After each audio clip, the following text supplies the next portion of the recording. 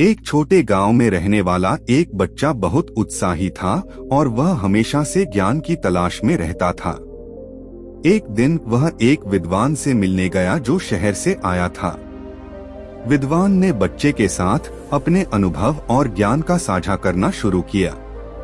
उसने बच्चे को जीवन के बारे में नए और अनोखे तरीकों से सोचने का तरीका बताया। विद्वान ने उस बच्चे को एक बहुत ही महत्वपूर्ण संदेश दिया। वह चाहे जितना भी अधिक ज्ञान या बुद्धि हो, लेकिन सदैव सीखने के लिए खुले रहना जरूरी है। विद्वान ने उसे यह भी समझाया कि दूसरों से संबंध बनाने से उसकी बुद्धि और ज्ञान दोहराई जा सकती है।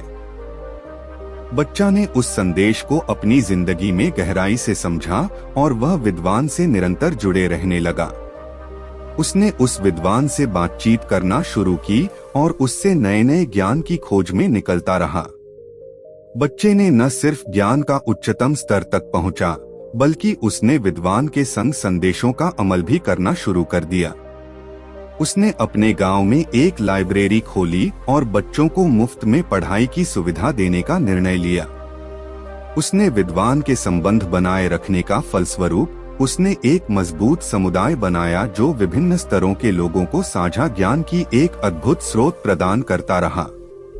इस तरह वह बच्चा जो किसी भी संदर्भ में सीमित संसाधनों के बीच रहता था, उसने अपनी सोच और दृष्टिकोण को आधुनिक और विकसित बनाने में सक्षम बना दिखाया। यह समझना जरूरी है कि ज्ञान और बुद्धि को निरंतर बढ़ावा देना जरूरी है और अनुभव की जानकारी का सदुपयोग करना अत्याग और संघर्ष के साथ समय के साथ सीखे जाने वाले अनुभवों से हमें अपनी बुद्धि और दृष्टिकोण का स्तर ऊंचा करना चाहिए। अगर हम सीमित संसाधनों में फंसे हुए हैं, तो हमें विद्वानों से संबंध बनाए रखने के लिए प्रोत्साहन देना चाहिए। इससे हम अनुभव और ज्ञान की सबसे बड़ी खजानी में आसानी से पहुंच सकते हैं और उसे स्वयं के साथ और अपने समुदाय के साथ साझा कर सकते हैं। इस कहानी से हमें यह समझने में मदद मिलती है कि विद्वानों से संबंध बनाने और उनसे सीखने का महत्व क्या है। अगर हम अपनी बुद्धि और दृष्टिकोण का स्तर बढ़ाना चाहते हैं, तो हमें समय के सदुपयोग के साथ विद्वानों से संबंध बनाए रखना चाहिए।